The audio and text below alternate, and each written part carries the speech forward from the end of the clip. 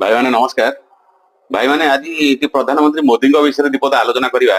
सी कहते कौन कुआडे आमर महात्मा गांधी की गोटे मुवी आसा लोक चिन्हले आगुरी किए चिन्ह नथिले। गोटे गांधी को मुवी आसाला वर्षे 1.5 वर्ष तले से लोक जानिले जे गांधी को किए। आगुरी कुआडे देश विदेश में किए जानी नथिले गांधी किए।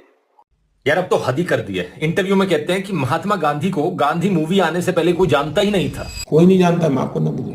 पहली बार जब गांधी फिल्म बनी तब दुनिया में क्यूरियोसिटी हुई, अच्छा ये क्या कौन है। अरे क्या मजाक लगा रखा है। 1930 की टाइम मैगजीन का पर्सन ऑफ द ईयर देख लो कौन था। महात्मा गांधी जी थे। 3 बार टाइम मैगजीन पर फ्रंट पेज पर उनकी फोटो छपी थी। अरे पूरी दुनिया जानती थी उन्हें 1930s 40s से ही।